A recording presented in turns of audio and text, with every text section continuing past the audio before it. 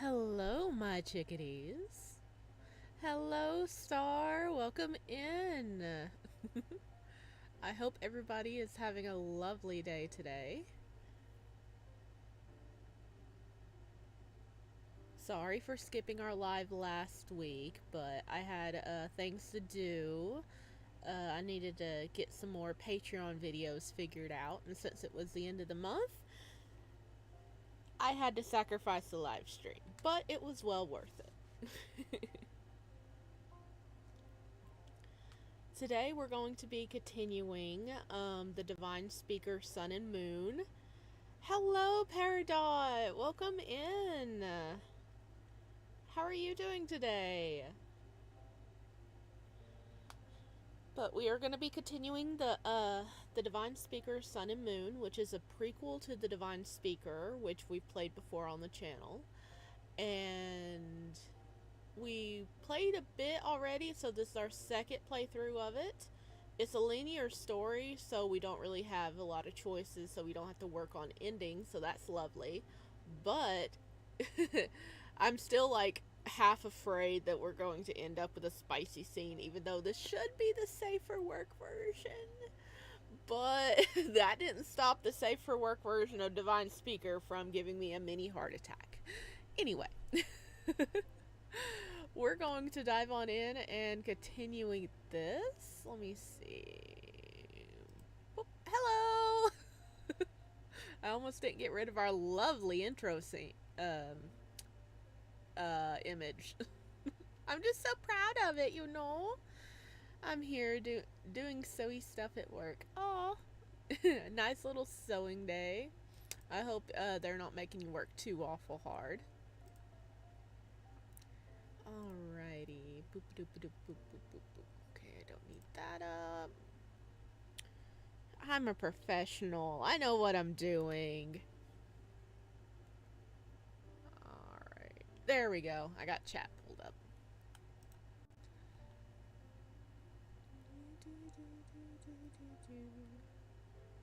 Bum bum bum ba bum ba bum bum bum bum bum bum ba bum ba bum bum.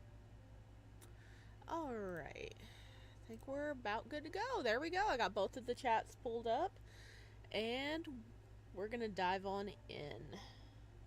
Oh, today's tea flavor is butterscotch, by the way. It's one of my newest favorite flavors of black tea. I also have like 20 different flavors of tea right now. I went a little happy on testing things out.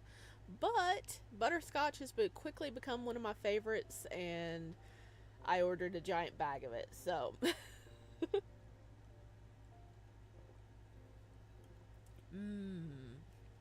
Alright. Let's see, where did we leave off? Load.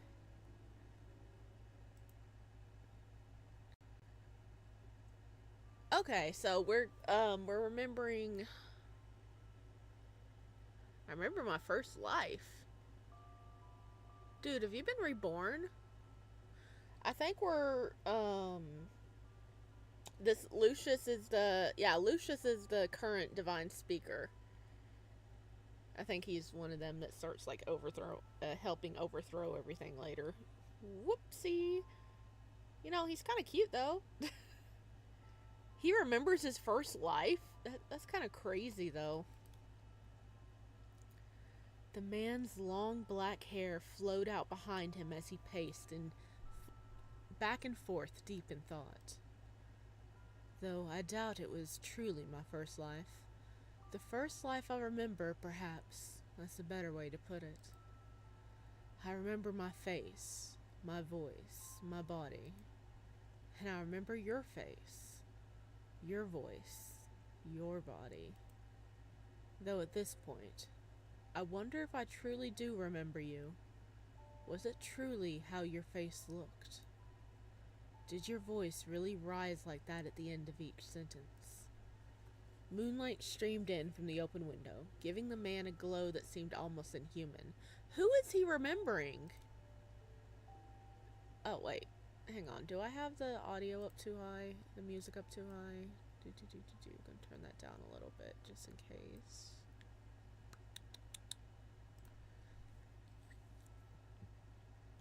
A knock sounded from the door. Lucius stopped mid-pace, looking back towards the unfamiliar sound. Who would be visiting at this time of night? I mean, look at him! Lucius, it's me. Are you still here? The door opened without a word, escaping Lucius' lips. From the darkness, a man with dirty blonde hair and deep blue eyes stepped inside. I mean, if evil, why pretty? Oh, he's pretty. This background is so pretty. It really is. Man, these devs never disappoint when it comes to art. It's so gorgeous. But he's pretty. I mean, look at the little marks under his eyes. He's my cup of tea. But like, he's not good. He's bad for our boys. Conflicts.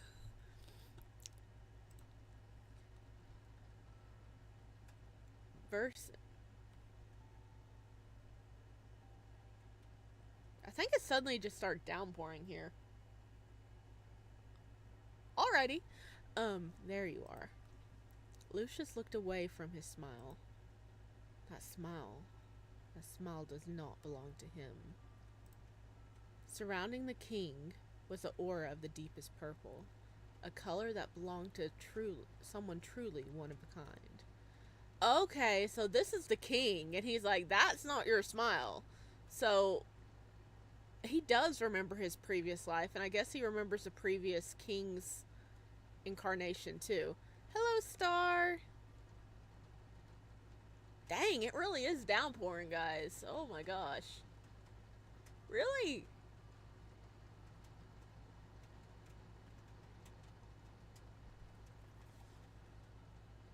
Wow, okay. You guys probably can't hear it, but it's just like...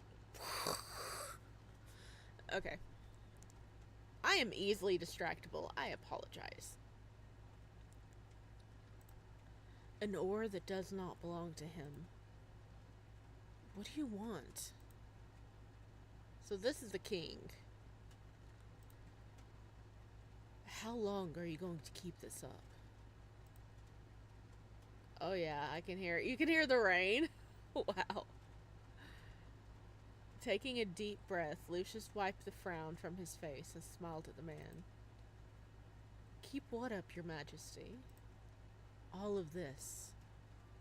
Vesserin vaguely gestured towards the entirety of Lucius. You refuse to see me anymore. You won't come to any social events. You spend all your time holed up in here or in Azros. To tell the truth, I suggest that you take over the project because I believe we could spend more time together. Vesserin closed the door behind him before sitting down on top of the desk Lucius had been sitting at only a moment ago. I believe a chair was put there for a reason, my king. Vesserin looked back at it before scooting back farther onto the desk, ignoring his suggestion. Not my king, Vesserin. These days you refuse to even speak my name. I don't know what you're talking about, your majesty. And he turns around and clearly does not use his name again. So all the divine speakers are raised with the crown princes so they can have a close bond. So I think it did mention that Lucius and Vesserin did get raised together and they were very close, but Lucius has been putting distance between him and the king lately. So I think that's like foreshadowing for him overthrowing things. But that's a pity. God, no, Vesserin's like, what did I do wrong? Lucius, please. How many years will this go on? When will you treat me as a friend once again? We're not friends. You are not my friend. You are not him. You will never be him. You are a thief and nothing more. Lucius sighed dramatically before looking back towards Vesserin with a sympathetic expression on his face. I believe there's been a misunderstanding, Vesserin. Perhaps I've been too preoccupied with work after all. How can I make it up to you? Oh, I know. How about dinner? Me, you, and the rest of the family. Really? You're really ready to put all this aside? Of course. I can only apologize for being so difficult these last few years. Lucius, we've known each other our entire lives. Don't think I can't see through your sarcasm. I have no clue what you're talking about. Okay, dinner. That's a start. I'll start organizing it if you can see Caspian about. Can you... If you see Caspian about, can you mention it to him? It would be my pleasure. Alright. Don't stay up too late, you hear? Go and rest. I don't want you working yourself to death. Good night, Your Majesty. Vezran stood, dusted off his trousers, and exited the archives. Where he sat, wisps of purple were left behind.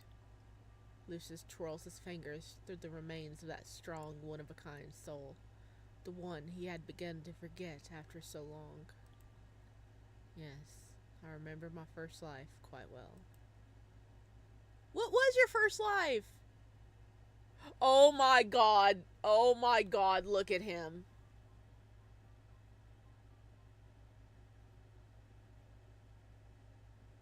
Look at him. He's so cute. Baby Lucius. He's so cute. This isn't fair. Oh, goodness. Oh.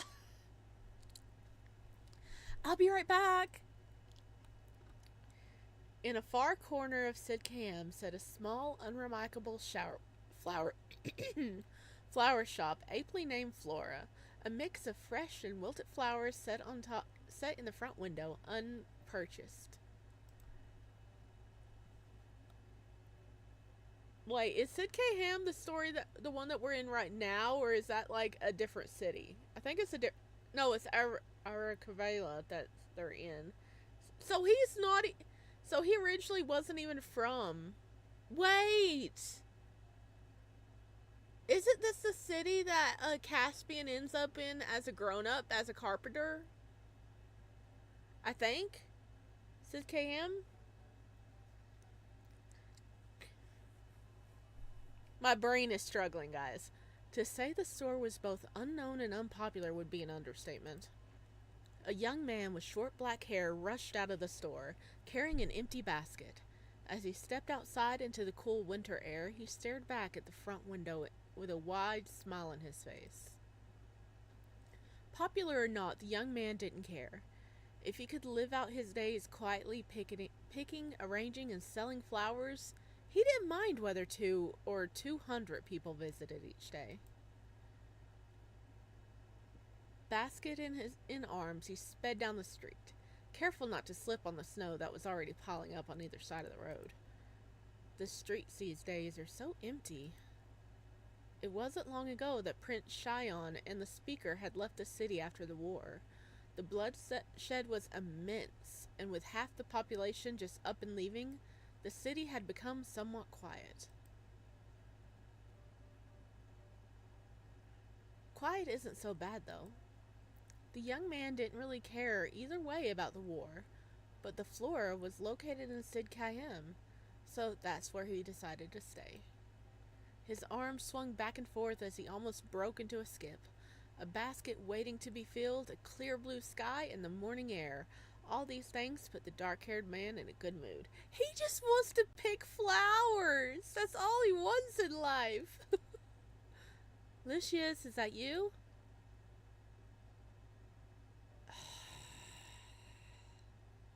Why? Mr. Garnier, how may I help you?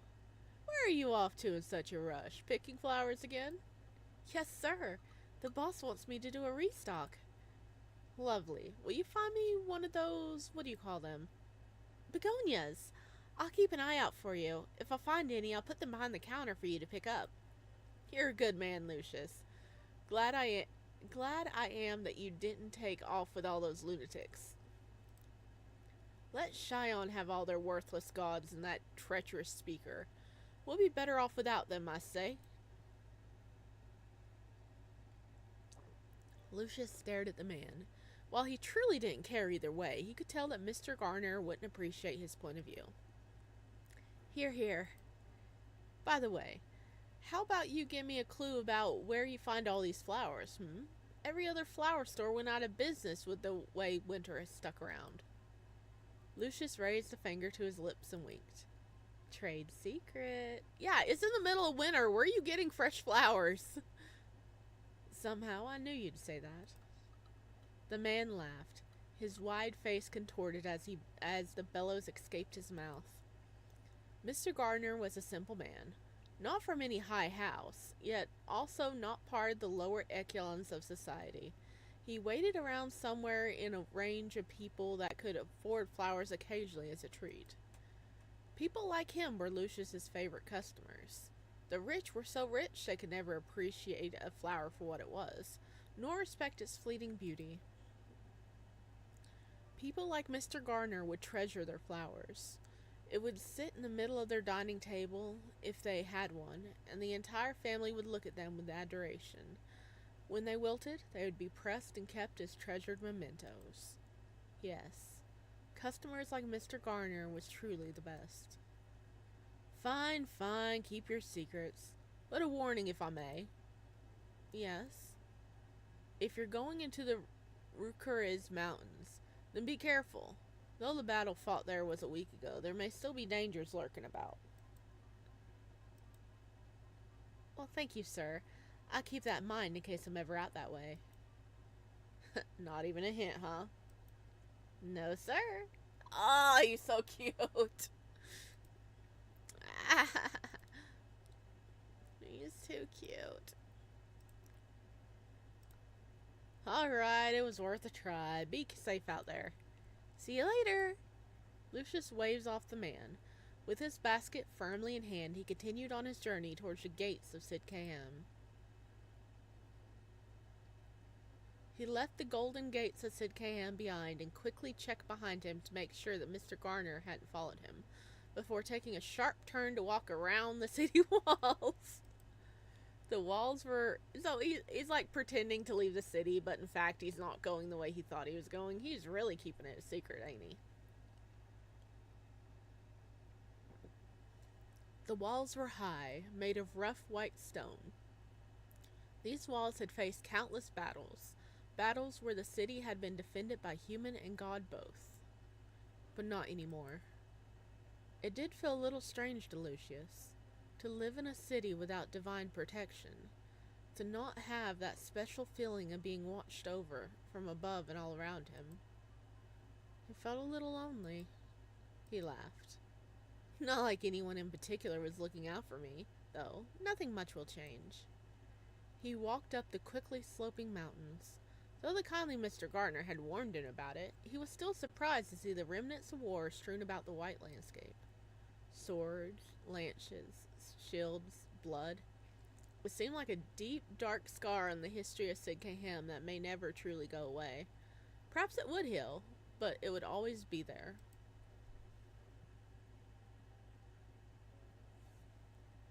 Hello, Okapi Flower! Hello, Prince Pharaoh. How are you today? I'm doing great. How are you? Welcome in.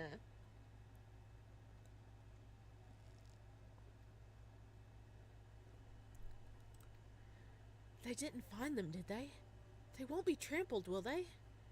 His quickened pace became a jog. Then he broke into a run. The uphill journey became more and more of a strain on his body as he panted breathlessly, though he didn't stop. Not until I can see them.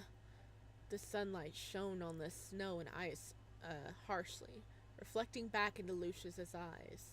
He shielded them and continued upward until he finally found it. Behind a bush, perfectly hidden, was a path that led deep in between the trees. It was a place the man had found as a child, a place of miracles, just for him.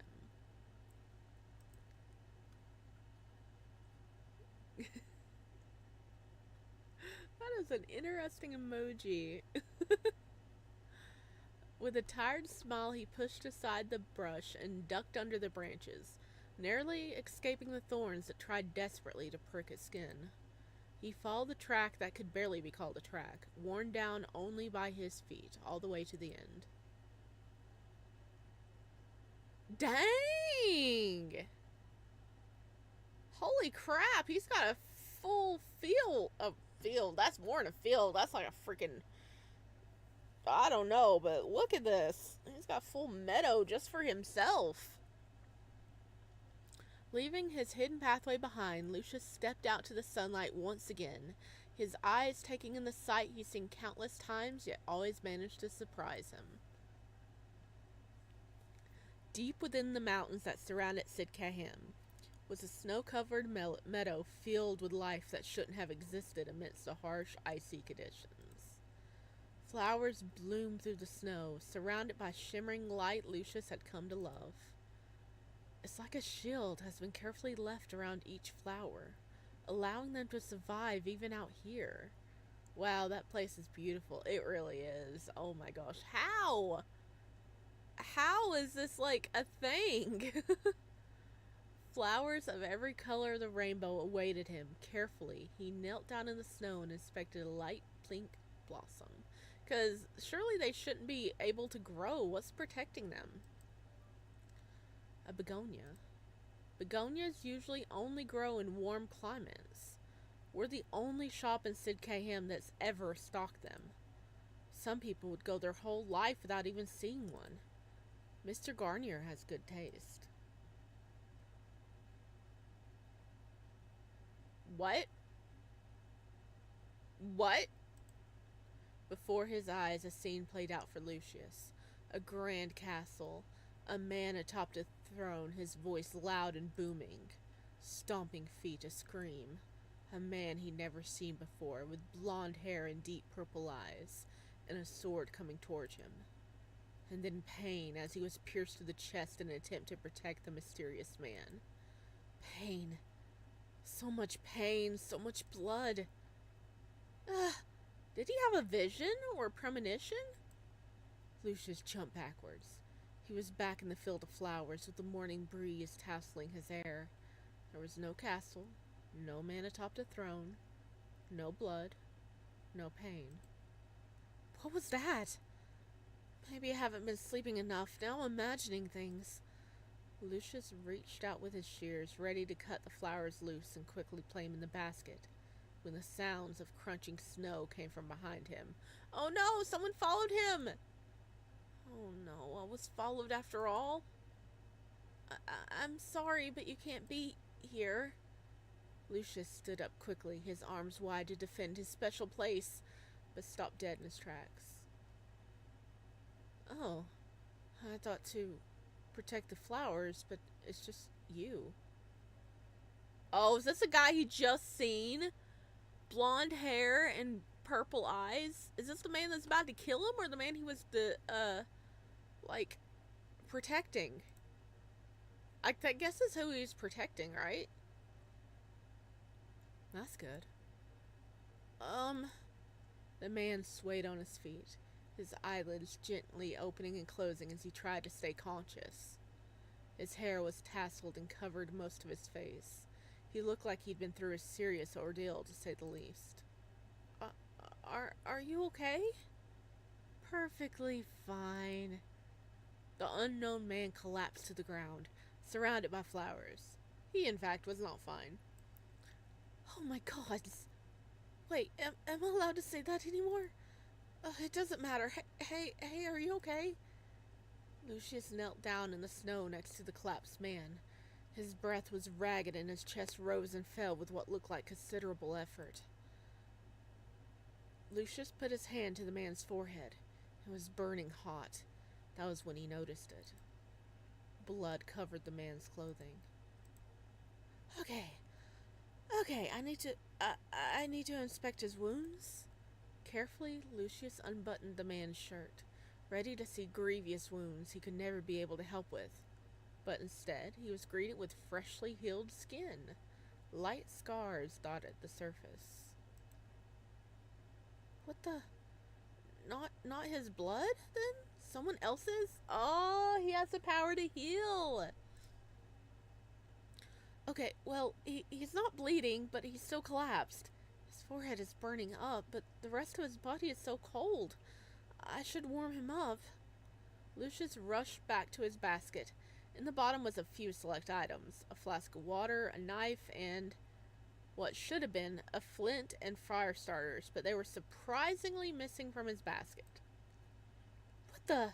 Did I drop them somewhere? Oh crap, I got nothing. What am I meant to do? I'll have to take him back to the shop. There's no other choice. I'm sure the boss will understand, right? You are a long way from the shop though, buddy. Lucius took the flask of water back over to the man and lifted him up gently, propping up his torso enough to give him some water. At the same time, he brushed a hair out of the man's face. With his face finally uncovered, Lucius realized who the man was. He tried to ignore the war as it happened. He had tried to go about his daily life as if nothing was going on. He never paid much attention to who aligned with whom. But this man was not some nobody. This was the face of none other than Prince Shion's right-hand man, Captain Melos. No wonder you're covered in blood.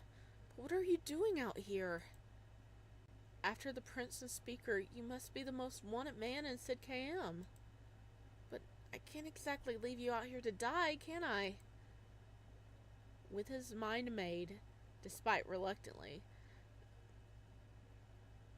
Lucius wrapped his arms around the man and tried to stand. He tried once again. You are a tiny little guy. This guy looks big. And tried a third time. What the? How much do you weigh? You're like pure muscle or something? God, this isn't gonna work. Maybe over the shoulder. With immense struggle, Lucius managed to pull the man over his shoulder. His head and arms dangled down as he showed no signs of waking. Please don't die. Please don't die. I don't want to carry a corpse back to Sid KM. Or at all, really.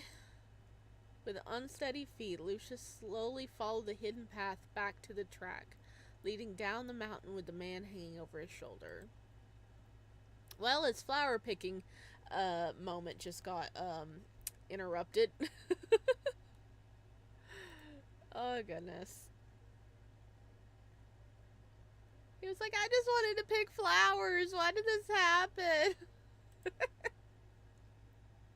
He's just adorable, he is. What went wrong?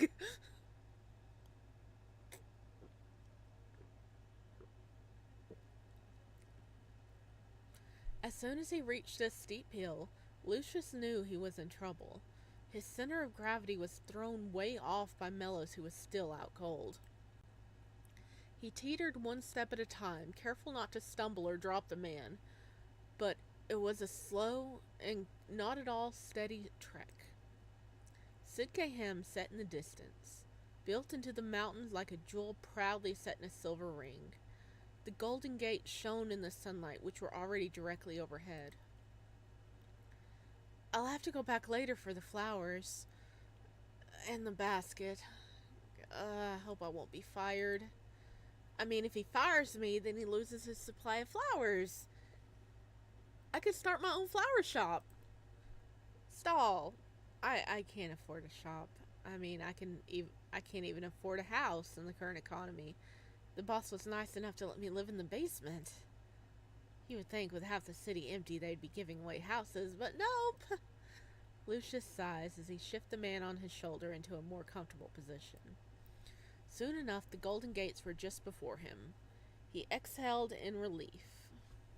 Hang on, what's that?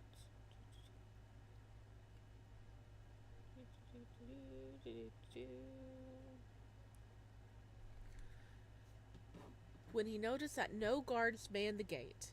Many had left the city, and the royal family and their advisors were still sorting out a new roster by the looks of it.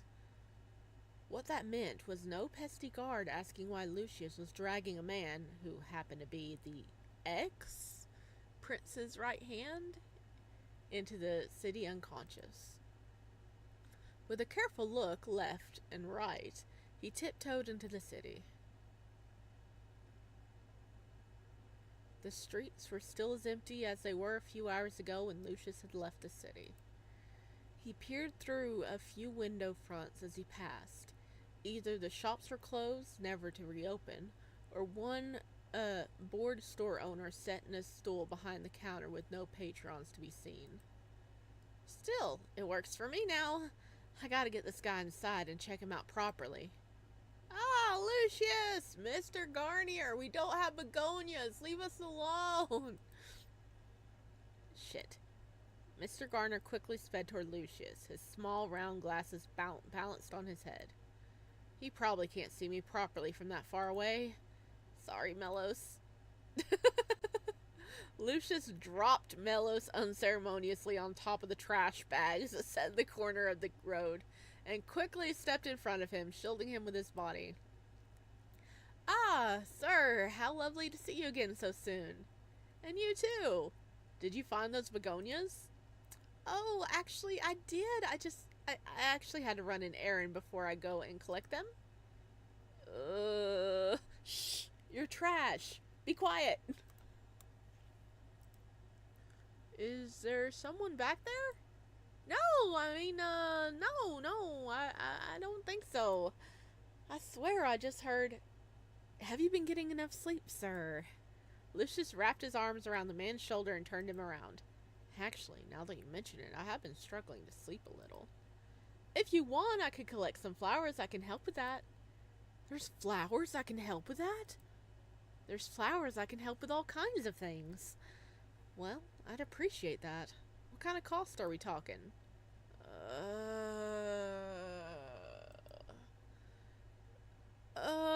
It's free of charge. You can try some out before you buy any. Does that sound good? Why, thank you, Lucius. Do you need any help with your errand? I feel as though I owe it to you. No, that's not necessary. Lucius gently pushed the man's shoulder, forcing him further away. I'll see you later. As Mr. Garner turned a corner, Lucius finally let out a sigh of relief and turned back towards a man neck deep in trash. Sorry, let's get you back up on my shoulder. The man stirred but showed no signs of waking, as of yet. With the coast clear once again, Lucius dashed back towards the store. He might need a bath now, too. Look at this store. He really does have all these lovely flowers. And even got little ferns above the door that says thank you. That's so cute. Whew. There you are, Lucius. How did it go? Out of the frying pan and into the fryer. We left for flowers and came back with a man. I know this looks bad, but come on, I'll go get a shovel. I'll help you hide it. What? No, he's not dead. I didn't kill anyone.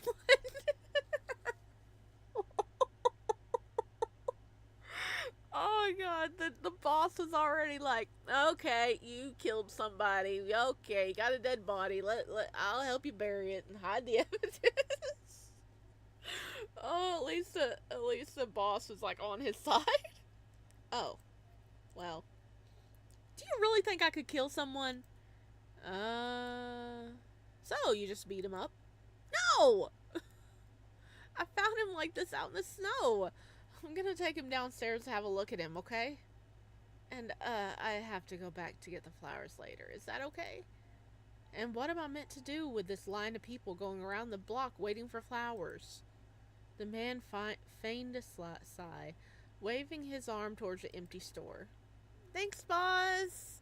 Lucius quickly lifted the trap door that sat under the edge of the rug behind the counter, and took careful steps towards downward into his room. Okay, let's get you on the bed for now. There we go. First things first. Carefully, as to not stir the man, Lucius removed his shirt and quickly checked his torso. No external injuries. I guess the blood really isn't his, huh? I hope he's not angry that I brought him into the city. His chest was toned and well built. This was definitely the body of someone used to the strains of war.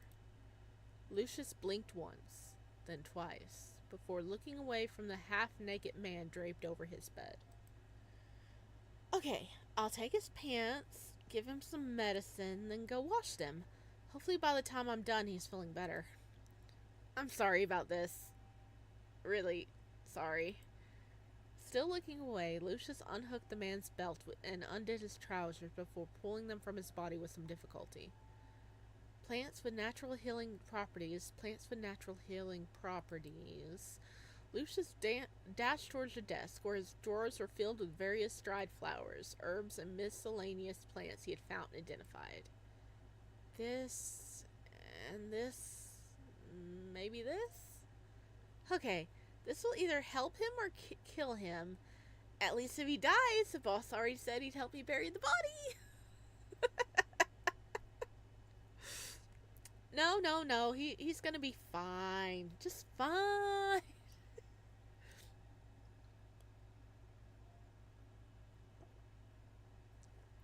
He pulled out his mortar and pestle and ground the herbs into dust before fetching his flask and adding a dash of water, turning it into a fine paste. Lucius leant down and sniffed. Earthy. A cough came from behind him as the man stirred. His brows furrowed. Lucius rushed to his side, mortar in hand, and he helped him up enough to stop his coughing. When it subsided, he placed the herb concoction at his lips and poured it down his throat. His brows furrowed further. It's okay. Just have this and rest. I'll wash your clothes for you. When it was safely swallowed, Lucius set Melos back down on the bed and wandered over to the corner of the basement where a small tub of water and his washboard sat. He rolled up his sleeves. Time to go to work. The water gradually changed to a ruddy brownish red as he scrubbed the man's garments clean. The blood lifted surprisingly easily, and soon enough Lucius was looking at the garb of a real member of a royal household. Now, just to dry them. The black-haired man threw a few fire starters into the small fireplace in the corner of the room and hung the clothes to dry. To try? Water dripped onto the ground, forming a small puddle. Lucius exhaled in exhaustion. I've been rushing around all day, but I haven't gotten anything done. With a sigh, Lucius slumped down on a stool and stared at the flickering flames. The heat brought some relief from the cold, eternal winter of Sidcahem. Lucius glanced back towards the man currently tucked up in his bed.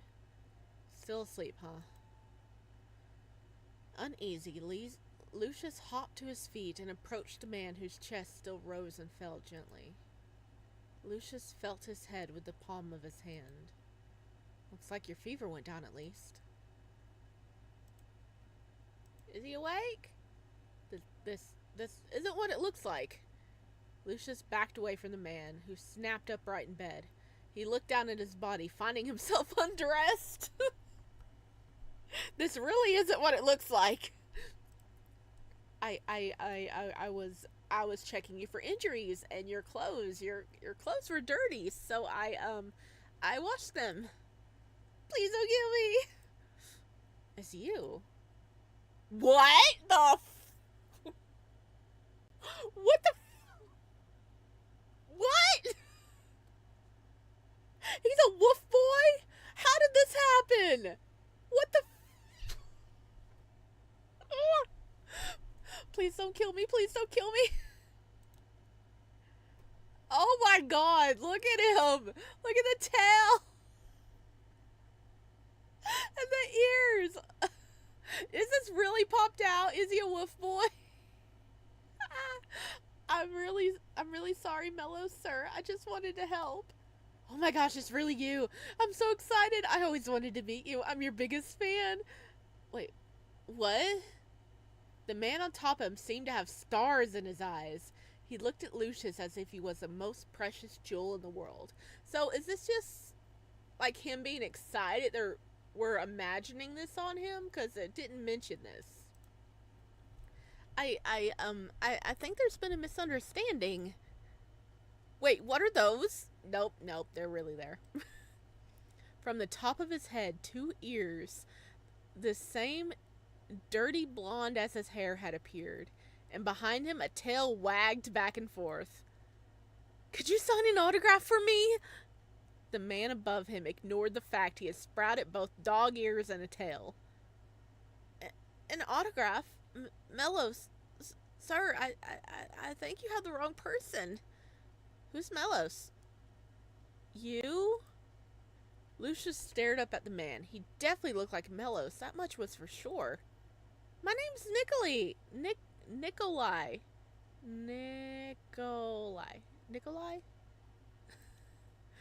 You're Lucius, right? Yes? Then you're the person I was looking for. So, an autograph. Pretty please? How about you get off me first? Okay. What the freak is going on?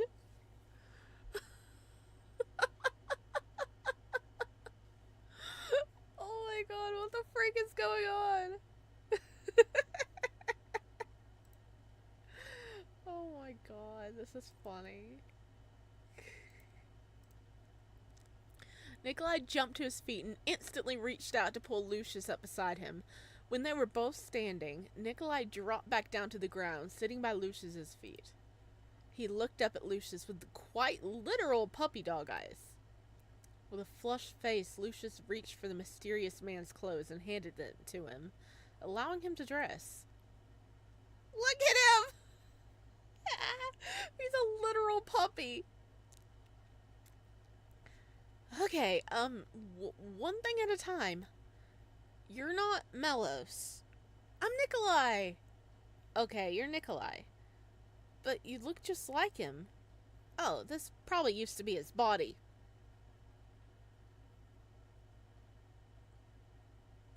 Wait a minute.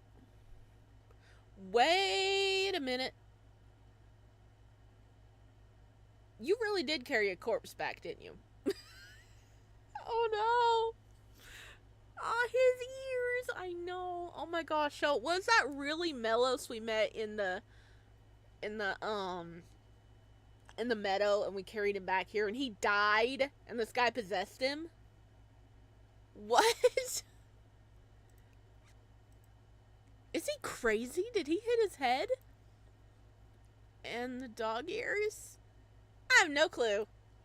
This is my first time in a human body. You don't usually have ears?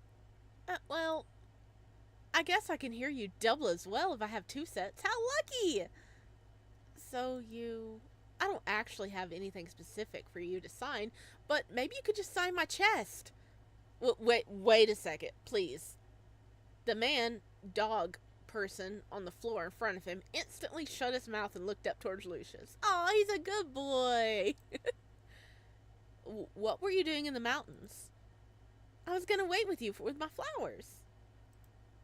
Your flowers? Oh, so that was him up there. Why were you hurt? I made them grow and enchanted them, so I think that makes them my flowers. But they were my gift to you. Who are you? Nikolai!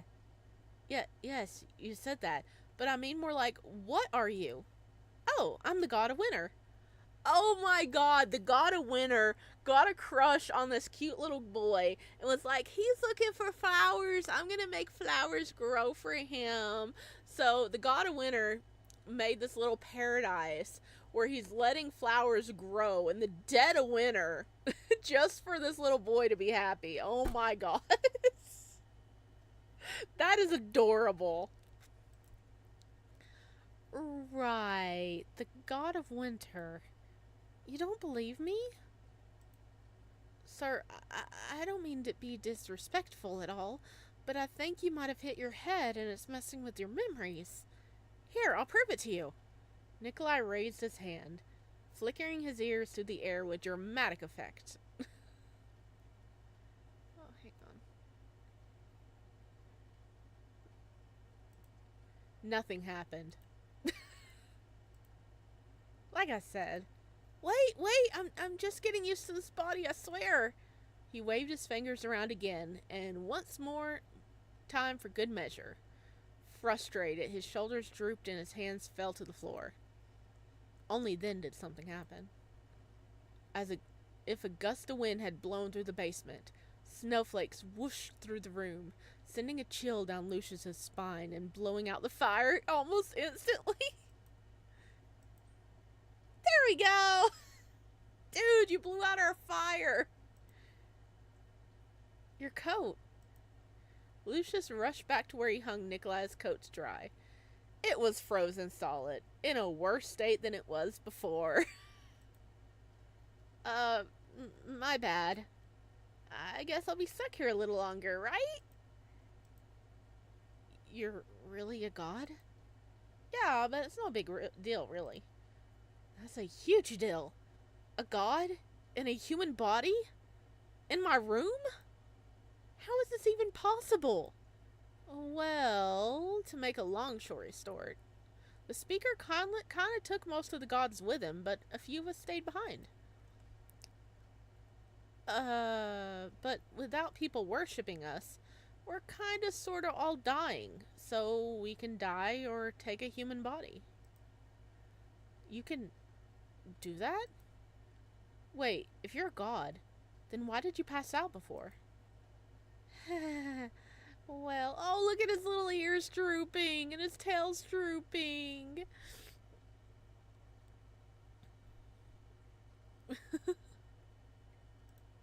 He shuffled around in place, his ears drooping down. I'm kinda maybe sensitive to the cold now. Oh, he's a god of winter, and now he's sensitive to the cold. Oh no. This is not good. Buddy, how? Prince Vale, do you want me to be your servant to serve you, or knight to protect you from danger? Aw, that's sweet, Okapi. Maybe a knight. That's more like a prestigious position than a servant. You be a chickadee knight. Oh, speaking of, I've been working on designs for chickadees lately, so we can actually have like a little image for what chickadees look like. Right now they got really swirly feathers, so that's all I'm letting you guys know, because they're still a work in progress, but hopefully they're going to turn out very cute. The god of winter is the price I paid for this body. Oh, that is right. That's their price for the body. Kind of like how our, what was it, the god of the harvest? Was he the god of the harvest? Our little orange-haired boy, peach-haired boy, in bird form he can see, but in human form he's blind, I think. Each of them had to pay a price. That is right. I forgot about that. Right. Lucius sat down on the edge of his bed, deep in thought. Okay. Let's say all of this is true. Why me? Why would you leave those flowers to me? Why would you stay behind instead of leaving? Oh, that's easy. Right. You're a fan of mine. Oh, the little ding. I'm in love with you. Oh, look at the instant blush. Oh, his expression changed. The instant blush.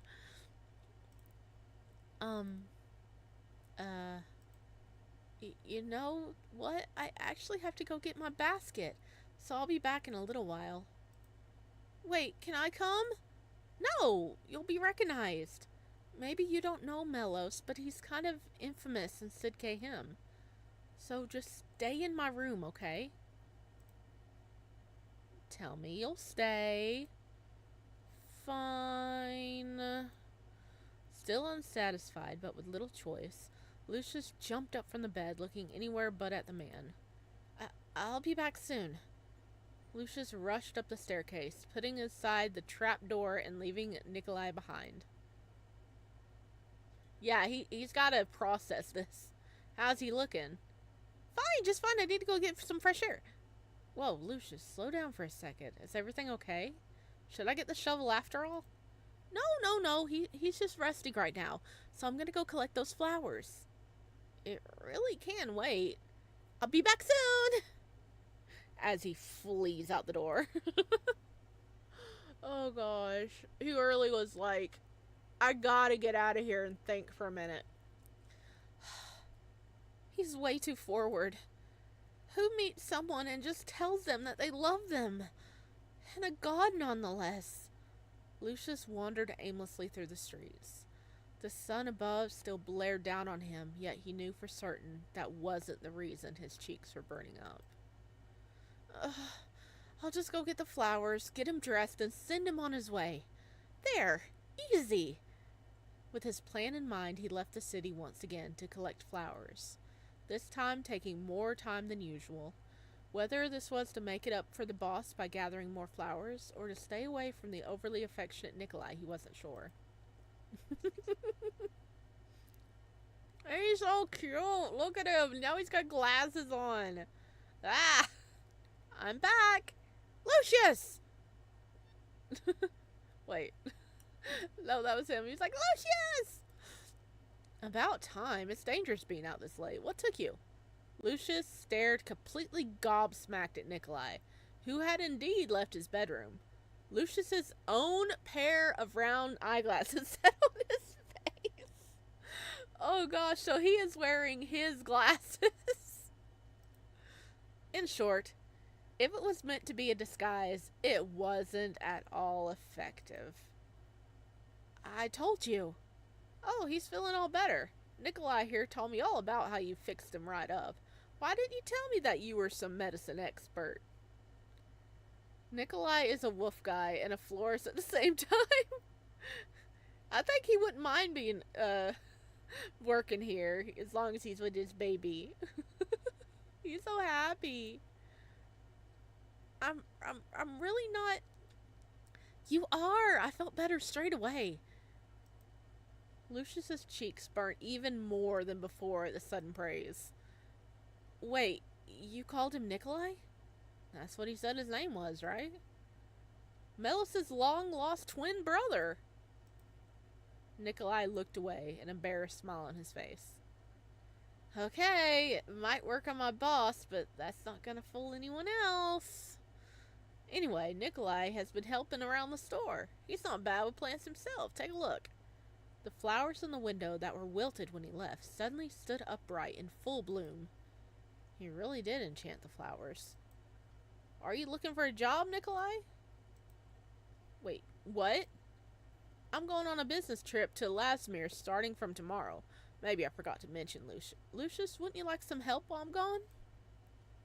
I think I'll be okay. No need to put yourself out. I think Nikolai is exactly what we need around here to freshen the place up. It could be like a trial period. He might not even want to. I would love to. Good. Then it's sorted. Do a quick round of cleanup and you can finish up for the day. Lucius, give Nikolai a little tour of the place before you lock up, okay? Yes, boss. That's the spirit. Alright, you're in charge for the time being. I'll see you two in a few weeks. Alrighty. He left through the front door, the bell jingling behind him. A few weeks? Nikolai stood back, a goofy smile plastered to his lips. Isn't this a demotion for you? Huh? From god to assistant florist? Is that slightly less, I don't know, godly? I kind of got fired for my god thing, though. What do you mean, fired? That doesn't sound like something you can just be fired from. Well, not going with the speaker means my power is now 1,000th of what it was before. So I'm barely a god now. Then why didn't you go with the speaker? Well, I'm the god of winter. Doesn't it make sense I stay here? I bet the god of winter could make it snow wherever he goes. Not like you're stuck here, is it? Lucius crossed his arms over his chest. You got me there. If I went, I would never have seen you again. Seeing as you stayed here, so it wasn't much of a decision, really. Oh, he decided to, surrender his godliness just to be with a boy he had a crush on. You stayed because I stayed? Yeah. We don't even know each other. But I know you. How? Well, I'm not meant to tell people this, but you know, as gods, we kinda float up there in the sky. But not? You know what I mean? No. I can't say I know what you mean at all. Just like we kinda exist everywhere, but also in the sky. What does that mean? Maybe you have to experience to understand. Anyway, so I kinda saw a lot from up there. So I've known you for a long time. You've just been watching me? That's kind of creepy. Isn't that an invasion of privacy? Wait, no, I didn't mean it like that. Like even when people are bathing? Wait a second. Or on the toilet? Well, yes, but that seems kind of invasive. Now that you put it like that. Anyway, don't worry. I always looked away when you were naked.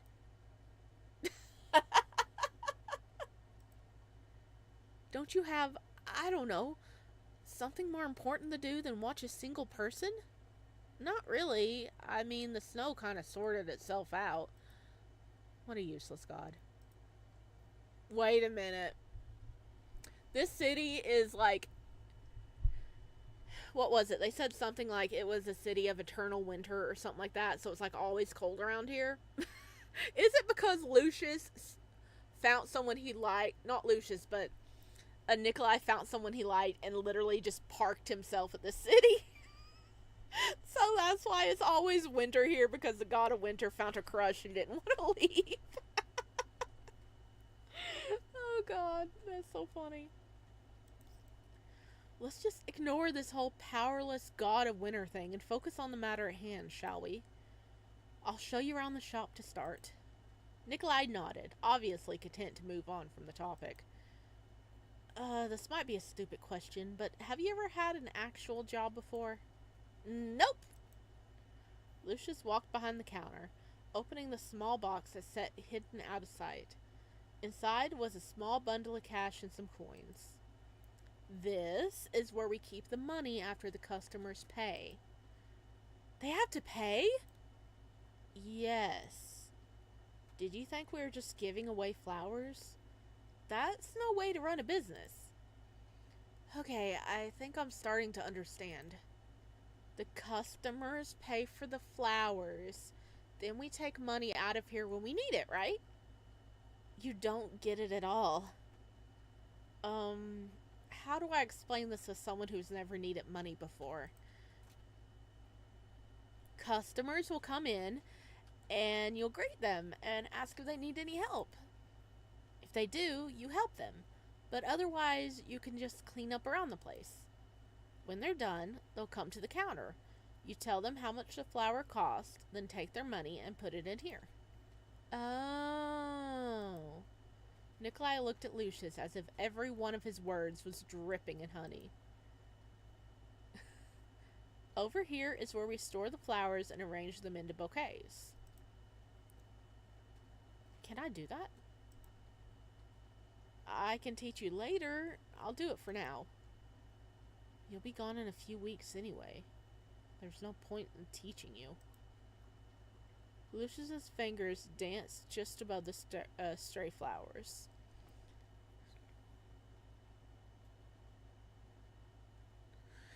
He leant down to smell one before pulling back and looking at it with admiration. This is Lobararum maritama. Sweet Alsum Snow Princess, specifically. They're your favorites, right? They suit you. He really does know his stuff. Yeah, and I butchered that so bad. Oh, goodness. Alright. We've been streaming for about an hour, so I think I'm going to take a little bit of a break. This is so cute. I love this. I was just going to take a quick little bathroom break, so Everybody else, take this opportunity to get up, stretch. Okay, let me see. I need to. How do I. Ah! Okay, that's how I do it. I'm gonna override that. Yeah. Add custom save note. Oh, we can make notes. Flower boy. Oh, we can write notes. That's so cool. Okay, I wrote flower boy on her notes. Okay, that's pretty cool. I like that. All right, we're gonna take a little break, and then we can. Then we can probably stream a little bit longer. I just need to change this really quick.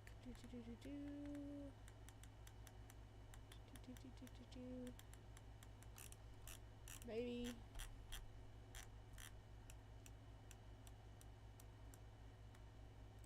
There we go. All right. Everybody get up, do a stretch, get you something to drink, go to the bathroom, and I'll see you back here in a little bit.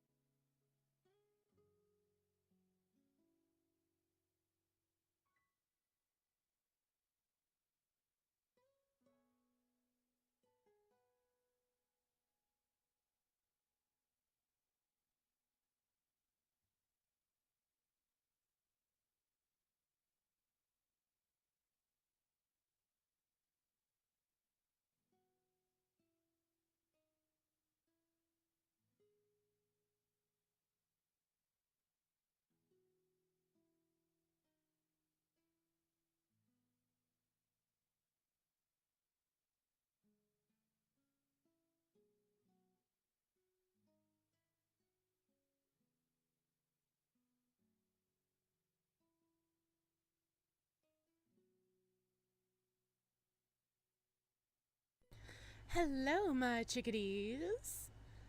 Welcome back. I hope everybody had a nice little break. Hello, kitty kitty. I have a kitty kitty considering getting up here with us. Come on. You were sleeping so soundly, but then I was walking around and you're like, ooh, cuddle time. I went ahead and made me another cup of tea while I was at it. So now we're having English breakfast with a spot of milk. Come on, you can come join me. We're about to get back into the storytelling. There we go. Good boy. All right. Okay. Oh, he instantly went for the shoulder. He is ready to go.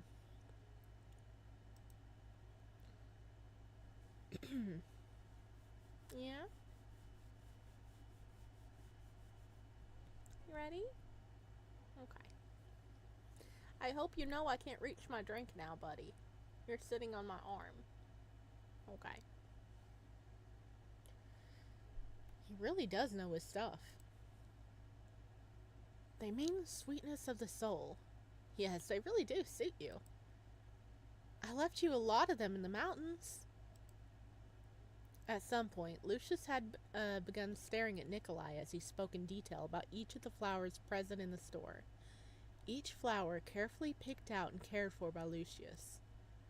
The way he spoke about them was so personal. Lucius finally let it sink in that this man was indeed a god, and a god that cared very much for Lucius. For some reason or another. Oh, he's starting to warm up to the idea. Nikolai stopped mid-speech when he noticed Lucas. Yeah, don't spill my tea, buddy. Okay, Lucius staring. Sorry. I was just listening to you talk. Sorry, I'm rambling, aren't I? No, I like listening to you talk. I mean, you really know what you're talking about. I've never met anyone else who actually cared enough to learn. Well, you always look so taken by these. He picked up a single flower and raised it to his nose, taking in the delicate scent. I didn't understand how something so simple could have an effect on someone, but now I know. A flower isn't just a flower. It's a message from one person to another. A message of love or friendship or mourning? They have infinite meanings. And when you don't know what to say to someone, a flower can say it for you. Nikolai's eyes twinkled as they turned back to Lucius. He held out the flower for him to take. Right? Right. Lucius took the flower from Nikolai's outstretched hand, staring at it intently for a moment before quickly putting it back from where it came from. Why don't we practice? Practice? I'll pretend to be a customer, and you show me how much you've been paying attention. Got it? Oh, like a game! Are we role-playing right now? Role-playing. Are you sure you haven't been watching people while they're naked? What kind of role-playing do you do undressed? Oh my god, child. Don't worry about it. Stay there. I'm gonna go out and then come back in. Without waiting for his response, Lucius exited the store, entering the cold winter Sidkayim night. Phew. I really gotta stop running away. Lucius leaned back against the stone wall. The coldness of the bricks combined with the nearly constant falling snow would be felt even through his clothes. Turns out he's more than just a hyperactive puppy. It surprised me. I didn't think anyone else has ever understood me like that.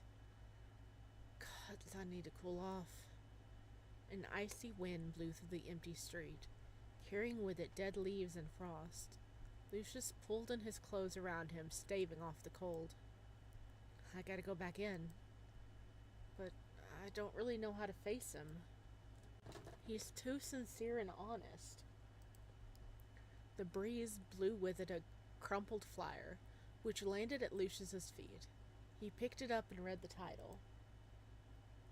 Miracle Healer in Lastmere. Can fix any problem. I wonder if that's where the boss was going. I'll ask him about it when he gets back. I wonder what Lasmere is like anyway. Why would the boss need a miracle healer? Or was he taking, like, plants out there or something? The clang of something being knocked over inside the store brought Lucius back to his senses. He's cleared his throat, stared at the door for a moment, then finally steeled himself to re-enter the store. Ah! Nikolai caught a large blue vase that had fallen from a high shelf just before it hit the ground, just in time for Lucius to walk in the door. Hurriedly, he set it back in its place and rushed over to the customer. Lucius pretended to glance around the store as if it was his first time. His eyes wandered from the flowers he himself had picked to the bouquets he had put together just this morning, to the various vases stacked up waiting for someone to pick them out, and finally back to the man in front of him.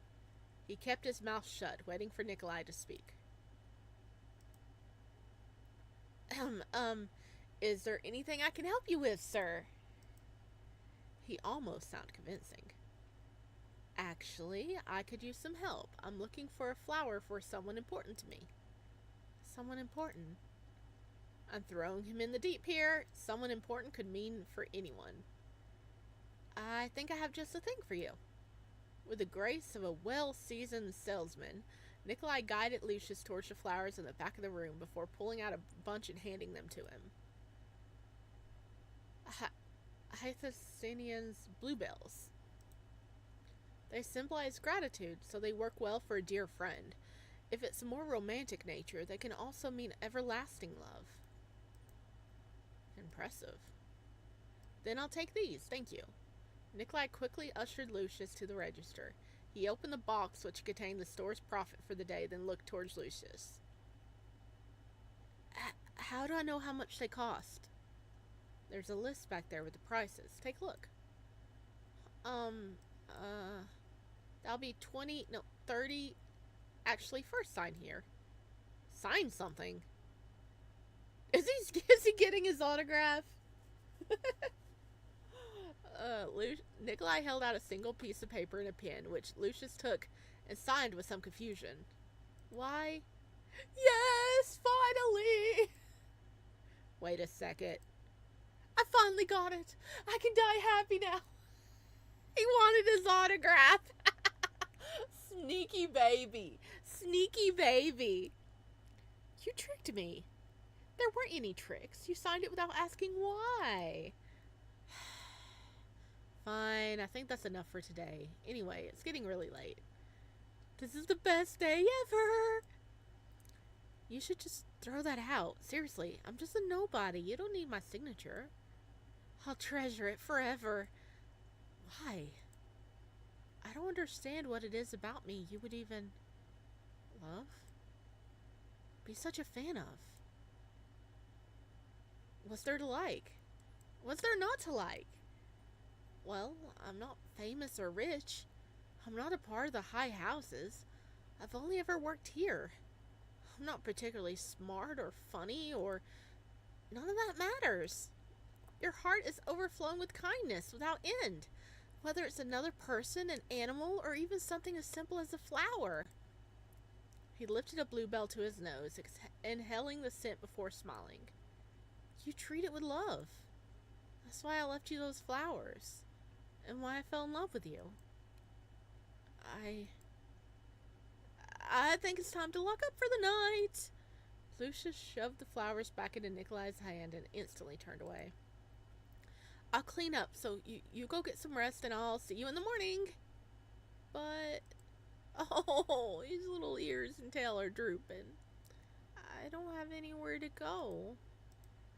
Right, of course you don't. You're a homeless god hijacking someone's body after all. I can lend you some money. Nikolai stared at Lucius with the large, sad eyes. Oh no, the puppy dog eyes. Oh no.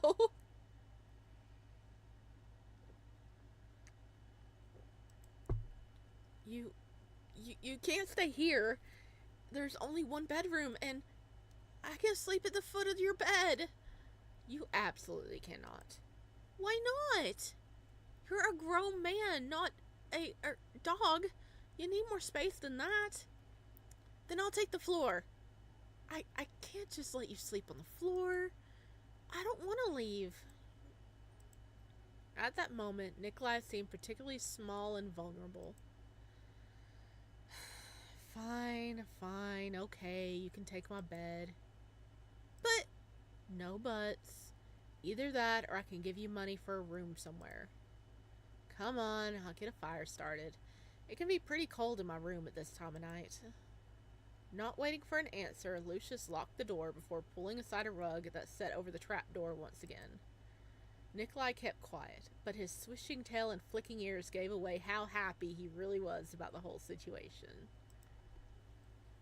Ah, it's so cute. When Nikolai sat down on the edge of Lucius's bed, he busied himself staring at the fire once again. The room was numbing in its temperature. The walls offered little relief to the bitter cold. Even from afar, Lucius could tell Nikolai was shivering. Are you cold? Not at all, he stuttered while his jaw chattered. Come sit by the fire for a bit. Here. Lucius pulled out a leather bag from the cupboard in his make-do kitchen and plucked himself down in front of the fire next to Nikolai, holding out the bag to the dog-eared man. Okay, hang on a second.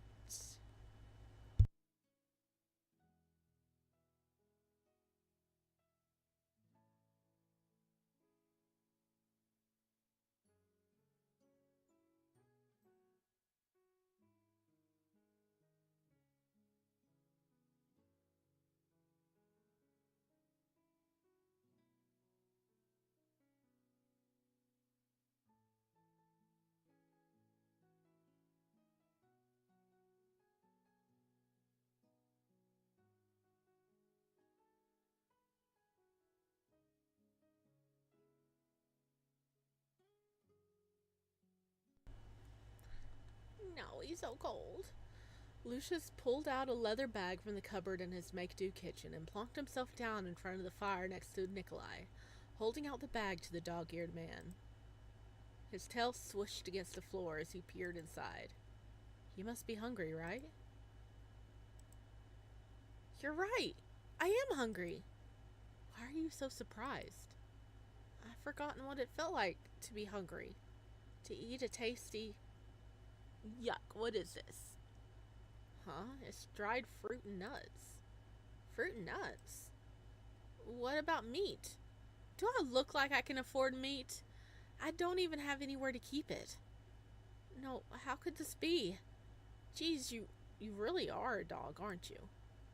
Sorry, but this is all I have. If this is what I must do, then so be it. His face was oddly serious as he dug into the mixed bag of dried food. The way it screwed up into what could only be described as disgust made Lucius laugh out loud. Unconsciously, he reached out and smoothed away the wrinkles on Nikolai's forehead. Huh, sorry, it's a bad habit. I want to touch you too. Wait a second, it's not like that. It's something my mother used to do whenever I frowned. It's something my mother used to do whenever I frowned. She said I would get wrinkles if I didn't stop. She went with a speaker, didn't she? Oh my gosh, your mom went with a speaker? Lucius held back his surprise. Of course, it's obvious he'd know that. That's right, my whole family went. His whole family went and left him? Oh my god. Why didn't you? Well, the flowers. That's stupid. But I want to know. I thought it'd be sad if no one ever saw those flowers again. Stupid, right? That's not stupid. I don't think anyone else in the world would have stayed behind for a reason like that. See, I was just being dumb. You were being selfless. I admire that. I'm sure the flowers were happy about it too. Thanks. I do miss them a lot. If you were able to take the flowers with you wherever you went, would you have gone? Yeah. Probably, at least. But that's impossible. Anyway, I'm tired. You must be too. We should get... In the moment since Lucius had last glanced towards Nikolai, he'd already curled up on the floor by the fireplace, his eyes closed and his chest were slowly rising and falling. He curled up on the ground like a puppy and went to sleep immediately. Seriously? I feel a little guilty taking the bed after that. With a yawn, Lucius stood and extinguished the fire that was still blazing inside the fireplace. When the embers had begun to cool, he pulled his only blanket from his bed and rested it over Nikolai's sleeping body. I guess I'll just lay down here with him. It's still pretty warm. With his pillow taken from his bed now as well, he couldn't help but think it was a sad-looking sight. His bed completely uncovered and unused. Oh well. Once his head hit the pillow, it wasn't long till the world faded out into nothingness. He went to bed on this... Oh, the God of Winter. Meet Sid Cam's God of Winter and witness Lucius... I didn't read all that. No, we're back in the future. No, future. No. I was having fun. Take me back. But he went to sleep with him. Hang on, what did that say? Settings. How do I look? I wanted to see the achievement. Lucius opened his eyes in the future, just as Lucius closed his eyes in the past. He scoffed off the pain that spread through his chest and rose from his seat. Oh, I can see why he was thinking of the past guy. So, does that mean he's dead in the future? What happened? That's enough reminiscing for one night. With a graceful flick of his robe-covered arm, the door to the archive opened with a low groan. Beyond was a dark corridor, completely bare of even the sniff of a soul. I believe I have dinner to plan. Dang it! Dang it! Oh my god! This is about, like, the sun and the moon. It's supposed to be about Aemyl and Caspian, and then we go on this lovely hour-long jaunt, and I'm like, no, take me back. I want to learn more about the flower boy and the dog. Ah! Dang it. Okay, let me see. Let's save.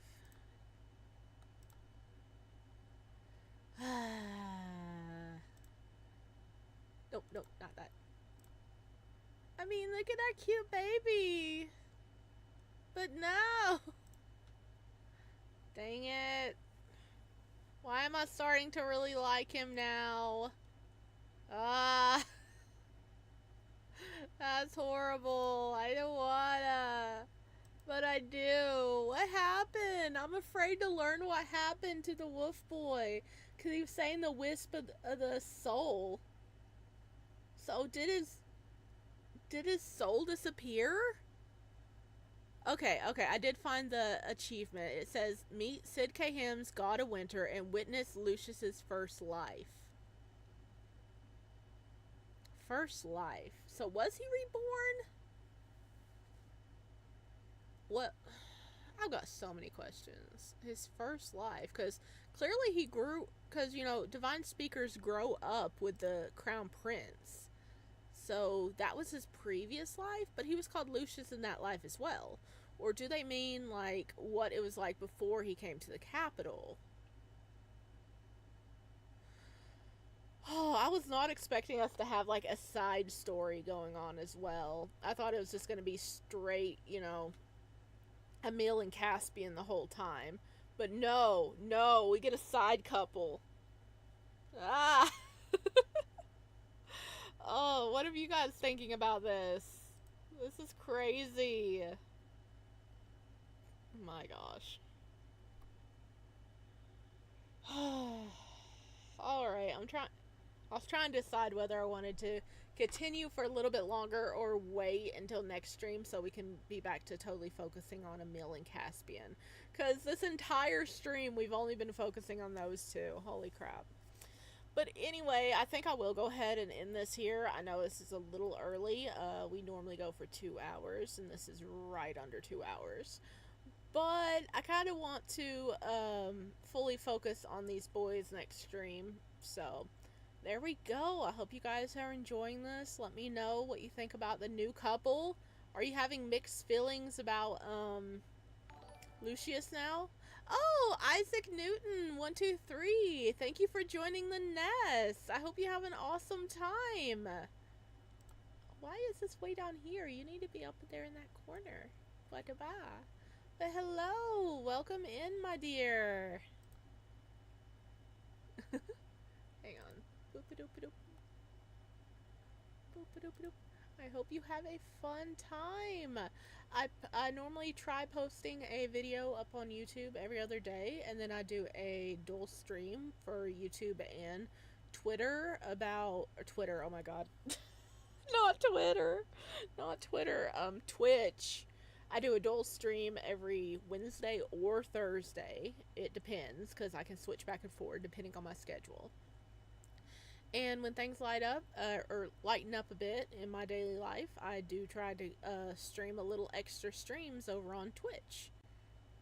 So thank you for joining. I hope you have a lovely time here. Alright, my chickadees. I did save the game, right? Did I save the game? I think I saved the game. I'm gonna save the game again. Save game.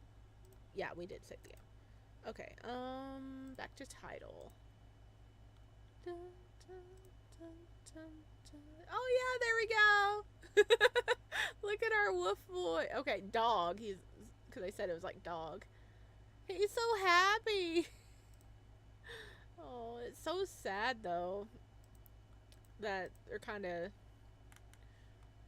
Wow, we still have so much backgrounds to go. We're not even close to the end yet, are we? Because we only have 2 of the galleries so far. So this game might be longer than I thought it was. Alright, I think we'll probably have at least, probably 2 more streams at least of this. Might be longer than that. Yeah. But thank you everybody for joining. I hope you have a lovely day, and I'll see you next time. Bye.